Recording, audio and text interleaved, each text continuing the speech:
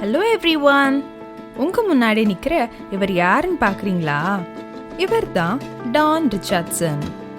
இவர் கனடால 1935ல பிறந்தாரு. இவரோட எய்ம் எல்லாமே இயேசுவை பற்றி அறியாதவங்களுக்கு இயேசுவை எப்படியாவது அறிவிக்கணுங்கிறது தான். ஒரு மிஷனரியா போகணும்னு ஆசைப்பட்டாரு. ஸோ இவர் அவரோட ஃபேமிலி கூட இந்தோனேஷியால உள்ள ஒரு சின்ன ஐலாண்டுக்கு போனாரு. அந்த ஐலாண்ட்ல தான் ஒரு குரூப் ஆஃப் ஆதிவாசி மக்கள் இருந்தாங்க. அவங்கள சாவி இன மக்கள்னு சொல்லுவாங்க. ஒரு நாள் அவர் ஆசைப்பட்டபடியே அந்த மக்கள் கிட்ட ஊழியம் செய்கிறதற்காக கிளம்பிட்டாரு. அந்த மனுஷங்க எப்படிப்பட்டவங்க தெரியுமா? மனுஷங்களை கொன்னு சாப்பிடுறவங்க. அதனால அவங்க பக்கத்திலேயே யாருமே போக முடியாம இருந்துச்சு. பட் இவர் தைரியமா போய் அங்க ஒரு குட்டி வீடு கட்டி அங்க இருந்தாரு. அங்க இருந்தப்போ அந்த மக்கள் கிட்ட நெருங்கி பழக வாய்ப்பு கிடைச்சது. அந்த மக்கள் இவரை மட்டும் ஒண்ணுமே செய்யல. ஏன் தெரியுமா? இவர் அவங்களுக்கு சின்ன சின்ன கிஃப்ட்ஸ் கொடுத்தாரு. அதாவது மரம் வெட்டுறதற்கான சின்ன சின்ன கத்திங்க, அப்புறம் தீப்பெட்டி, இதெல்லாம் அவங்க வாழ்க்கையிலேயே பார்த்ததில்ல. அதனால இவர் அவங்க சந்தோஷமா ஏத்துக்கிட்டாங்க. அவங்க கூட இவர் வாழ்ந்துகிட்டே வந்தாரு. அவங்க லாங்குவேஜையும் சூப்பரா கத்துக்கிட்டாரு. இவரோட ஏக்கம் எல்லாமே இயேசுவை பற்றி இவங்களுக்கு எப்படியாவது சொல்லணும்னு இருந்துச்சு. அவங்களோட லாங்குவேஜ்க்கு அது வரைக்கும் ஒரு ரிட்டன் ஃபார்மே கிடையாது, எதுவுமே கிடையாது. இவர் தான் அந்தந்த வார்த்தைக்கு லெட்டர்ஸ் கிரியேட் பண்ணாரு. அவரே அந்த லாங்குவேஜும் சூப்பரா கத்துக்கிட்டாரு. அந்த சாவி இன மக்களோட பெரிய ட்ரெடிஷன் என்ன தெரியுமா? அவங்க ஃப்ரெண்ட் மாதிரி பழகுவாங்க. அவங்கள நம்ம ஃப்ரெண்டு அப்படின்னு நம்பும் போது கொன்னுருவாங்க.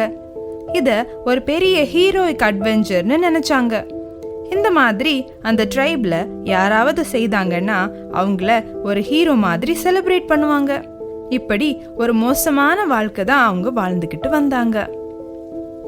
ஓகே, இப்போ டான் ரிச்சர்ட்சன் அவங்க லாங்குவேஜ சரியா கத்துக்கிட்ட அப்புறம் அவங்க எல்லாரையும் கூப்பிட்டு வச்சு ஒரு வீட்ல இயேசுவை பற்றி சொல்ல ஆரம்பிச்சாரு. இயேசுவை பற்றி இவர் சொல்லிக்கிட்டே இருக்கும்போது யூதாஸ் பத்தியும் அவன் செஞ்சது பத்தியும் சொன்னாரு.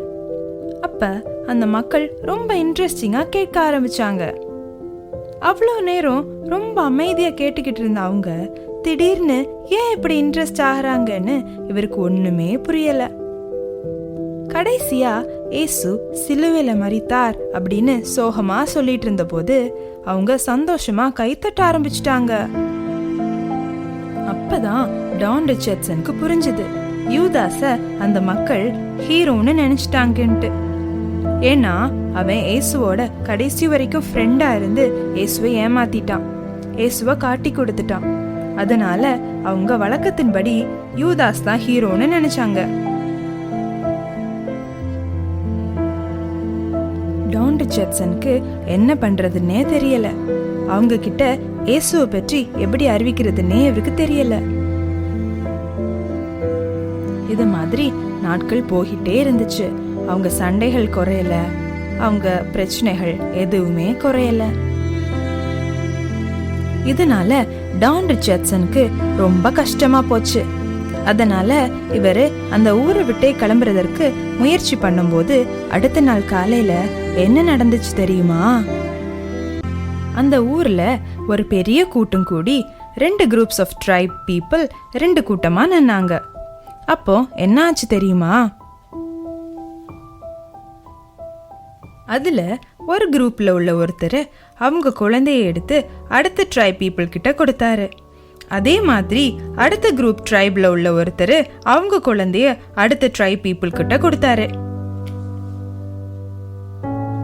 இப்படி கொடுத்ததும் எல்லாரும் அமைதியா அப்படியே போயிட்டாங்க. டான் ரிச்சர்ட்சன் கிட்ட எல்லாரும் சொல்றாங்க, நாங்க இனி சண்டை போட மாட்டோம்னு. ஏன்னா நாங்க கொடுத்தது பீஸ் சைல்டு, இதை கொடுத்ததால இனி சண்டை போட மாட்டோம் அப்படின்னு சொன்னாங்க. டான் ரிச்சர்ட்சனுக்கு இதை பார்த்ததும் ரொம்ப ஆச்சரியமா இருந்துச்சு. உங்களுக்கும் ஆச்சரியமா இருக்கா? ஓகே, இவர் இப்போ இவங்க கல்ச்சர் பத்தி கேட்கும்போது என்ன சொன்னாங்கன்னா, இவங்க சமாதான குழந்தை, அதாவது பீஸ் சைல்ட இவங்க கொடுத்ததால அந்த குழந்தை உயிரோடு இருக்கும் வரைக்கும் இவங்க சண்டை போட்டுக்க கூடாது. இதுதான் அவங்களோட வழக்கம். இந்த சின்ன விஷயத்தை கேட்ட உடனேயே டான் ரிச்சர்ட்சனுக்கு ரொம்ப சந்தோஷமாகிடுச்சு. ஓகே, நான் எப்படியாவது இதை வச்சு இந்த மக்களுக்கு இயேசுவை அறிவிக்க முடியும் அப்படின்னு ரொம்ப சந்தோஷப்பட்டாரு. இயேசுவை பீஸ் சைல்டா, அதாவது சமாதான குழந்தையா அவங்களுக்கு அறிமுகப்படுத்தினாரு. நம்மளை படைச்ச தேவாதி தேவன் நம்ம கூட சமாதானம் பண்ணணும் அப்படின்றதற்காக அவரோட சொந்த குமாரனையே நமக்கு சமாதான குழந்தையா நமக்கு கொடுத்தாரு அப்படின்னு சூப்பரா சொல்லி கொடுத்தாரு. இயேசு என்றென்றைக்கும் உயிரோடு இருக்கிறதுனால நாமும் தேவனும் எப்போதும் ஒன்னா இருக்கிறோம், நமக்குள்ள எந்த பிரச்சனையும் கிடையாது அப்படின்னு இவரு அவங்களுக்கு புரிய வைக்கும் போது அந்த மக்கள் அதுக்கப்புறம் இயேசுவை பற்றி அறிஞ்சுக்க ஆரம்பிச்சாங்க. இப்படியே 15 வருஷம் அவங்க மத்தியில அவர் ஊழியம் செய்தாரு. அவங்க லாங்குவேஜ்ல புதிய ஏற்பாடு புத்தகம் இவர் எழுதியிருக்கிறாரு. இப்போ அந்த மக்கள் நல்லா படிச்சிருக்காங்க, அங்க ஒரு பெரிய சர்ச் இருக்கு. இந்த மாதிரி இன்னும் நிறைய விஷயங்கள் அவர் இந்த மக்களுக்காக செஞ்சிருக்கிறாரு. இதுக்கெல்லாம் காரணம் யாரு?